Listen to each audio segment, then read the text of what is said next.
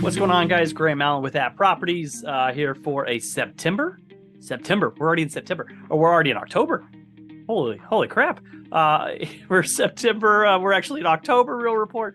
That we're going to look back in September, see kind of what happened. What happened for that month as far as home sales and values, things like that, and then moving into kind of what we expect in October, November, December, and the beginning of next year. So real quick, first of all, I want to start with interest rates. Interest rates, everybody has kind of seen that they've been hovering around 7%. A couple things I want to kind of go over real quick with that. I've had some of my buyers that have been Googling interest rates, okay? And they're saying, hey, look, Graham, I'm seeing something that's like a 6.35. And I'm going, wow, that's a great rate. Okay, but do you know what all the costs are associated with that? So what I want to first start with is saying, hey, guys, be careful Googling interest rates right now. A lot of times those rates actually have points that would have to be purchased kind of built into them, kind of baked in is what I call it. So when they have points baked into that, that means that you're going to actually have to pay for points to buy down that rate. And so what you may end up doing is it come close to closing. All of a sudden, if you're buying a $500,000 house, 1 point equals 1% of the loan amount for that. So 500,000, say, so we're 400,000. So that's another $8,000 if you're buying 2 points to buy down that rate. Every point typically ends up being about a quarter of an actual percentage point. So if you're looking at it and all of a sudden you're going, man, that's 0.5% lower, then something to kind of think about. Now, we're seeing a lot of lenders that are requiring the purchase of points up front right now, okay? There's a reason that they're doing this, or at least a reason I believe that they're doing this, is that they think the same thing that I've been thinking. Rates are going to come down, right? And the idea for them is that you're not going to keep this loan with them for long enough for them to make enough money off of that interest, okay? So if they're thinking that in 8, 12 months, at least within 24 months, you're going to take that loan from them and refinance with somebody else, then they're losing a lot of the income that they would be making off of that interest, right? So they're trying to basically have you pay for a little bit of that out front because, again, they believe interest rates are going to go down. You're going to refinance. The amount of money they're going to make off of you and off of that loan, off of the interest, isn't going to be enough for them to, the value of their time to actually hold that mortgage. So, okay, so all that's to be said is that, hey, look, talk to a lender, okay? I know you want to Google. I know you don't want to bother anybody, stuff like that. So I've got a couple great lenders that I can forward information to you. They can walk you through all of these steps. And in fact, I was talking to a buddy of mine recently, and who's a mortgage broker, and it said, look, why are we not looking at 5-year ARMs, okay? 5-year adjustable rate mortgage. You're locked in for 5 years at a lower rate than you would be for a fixed 30. But it's amortized over 30 years, so that principal and that interest is still the interest is going to be lower, but it's still going to be on that low end. It's not like a 15-year fixed where you're double the principal on a monthly basis, right? So in doing that, you're lowering the rate, lowering that monthly cost, and you're locked in still for 5 years. Now, if what we think is happening, or what we think is going to happen, and everybody else thinks is going to happen, if that plays out, you're going to refinance within 5 years. So there's not a lot of risk. Now, there is risk that if interest rates continue to creep up and continue to go up and just kind of keep soaring, then that 5-year ends and all of a sudden you're getting hit with a prime rate, and that, it wouldn't be great. But there's not I don't want to say that there's no risk. There is risk, but there's not the greater amount of risk that you're really going to see an interest rate soar up, right? I kind of said before, I thought we would be kind of mid sixes. Let's call it mid sixes, kind of be below that. I was wrong. All right, so please forgive me. I was wrong. So we're actually up around 7. So again, we don't see that taking place for the next 5 years. So just consider a 5-year ARM.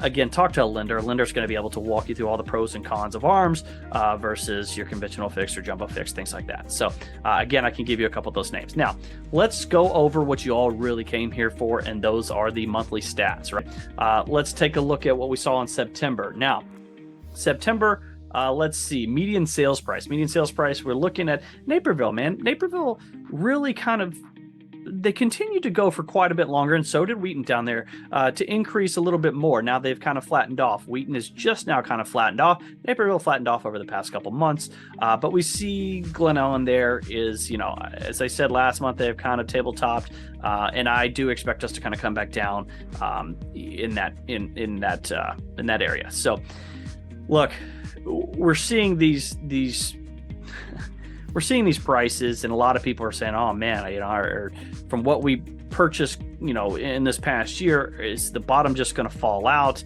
I don't think so, guys. I mean, if we look back and we want to go over a 5-year period, we're pretty far up there, but I think we're going to come back somewhere in between the 2017, 2018, all the way through 2020, or midway through 2020. I think that kind of that mid through 2020 is kind of be our low end where we might fall back to. But don't expect it to just fall off the face of the earth if we kept going back all the way back to 2010, 2011, 2012. So we're going to see, the best thing I can say is those people who bought in the past year, don't look at the Zillow, the Zenlist, the estimate, the Zestimate. That's what I meant. Sorry, the Zestimate of your home. You're going to look at that over the next 12, 24 months, and you're not going to be happy about it. Okay. Just don't look at it. Again, those things are wrong by up to 23% on value, but just don't look at it over the next 12, 24 months. Then you're going to kind of see, okay, all right, so we're coming back. I'm even, we're good. So just be patient. We are going to see if you bought this year. It's not saying it's a bad investment. Just understand that there's going to be a little bit of hurt before it gets gravy. Okay. All right, homes for sale. Let's look at homes for sale real quick.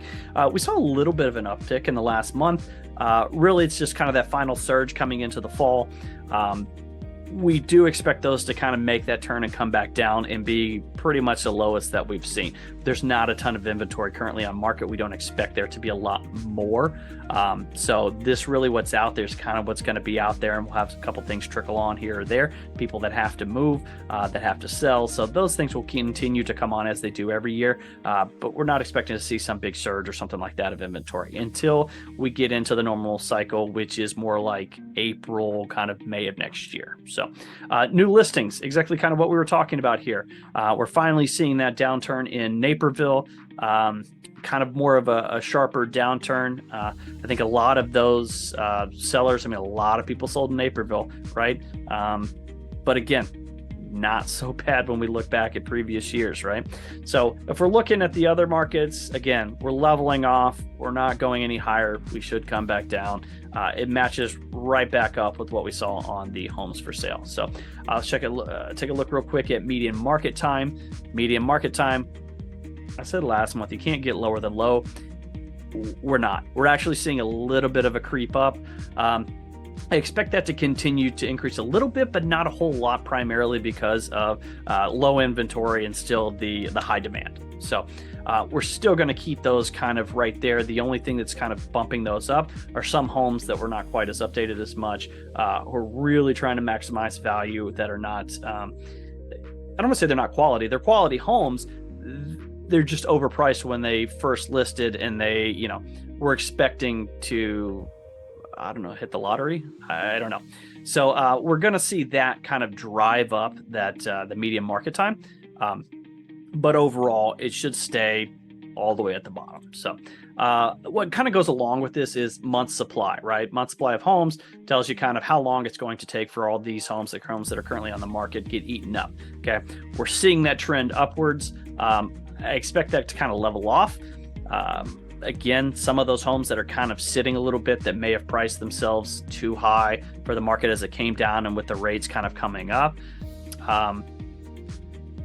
they're what's really kind of causing this graph to kind of do that. Now, what we do, if we look over the 5-year kind of trend, we're so low. So, if we're looking at, just over 4 months of inventory typically, kind of through the middle of the year, and we're at 1.5, right? So everybody's kind of right there at 1.5. That tells you that we are still so incredibly low on inventory that the demand is still there. The demand is still there and will continue to be there. I think people will just have more patience. So really, if you're looking to sell, you can still maximize that value, right? If you have to sell, it's still a good time to sell. Be careful with what you you list your home at. Okay. We're kind of in a very tricky area right now where before you could throw a number out there and you're going to have 15 people tell you, okay, fine, I'll take it. I'll take whatever. You really need to be dialed in to what your home's value is and what it will be over the next 30 days. Okay. And a lot of that has moving parts with interest rates, as well as the demand, the number of buyers that are out there, and the number of buyers that need to sell in order to buy, right? That's kind of a fine line to walk. So knowing a lot of those stats, with maybe a realtor like myself, is really going to help you price accordingly so that you can still maximize profit and sell quick and get on and get what you need to get done. So that's pretty much it for this month. Again, I expect everything to kind of level off and kind of go into hibernation as we normally would during this time of year. Buyers are still out there. Buyers, if you're out there, make sure that you're working with your lender to stay on top of exactly what your monthly payment's going to be at all times. So if you keep in touch with those lenders, you're going to know you're going to be ready to pounce when you're ready to go, when you find what's looking. So I expect inventory again to start to kind of creep back up and get into this normal sales cycle. We'll see kind of where those values fall off and where they end up being kind of at the beginning, let's say the spring market. That will kind of tell us hopefully kind of where we will go. And also, I mean, the interest rates are going to tell us really where we're going to be if we continue to slide a little bit more at the beginning of next year, or if we kind of level off and then start to kind of come back up the second half of next year. So it'll be interesting. It'll be fun. Either way, call me, text me, email me, carrier pigeon, whatever, if you need any advice or you just want to talk over some numbers or anything like that. So always happy to assist and do anything that I can. So all right, guys, see you next month. Keep an eye out there. Be safe. Be good to each other. Yeah, see you then.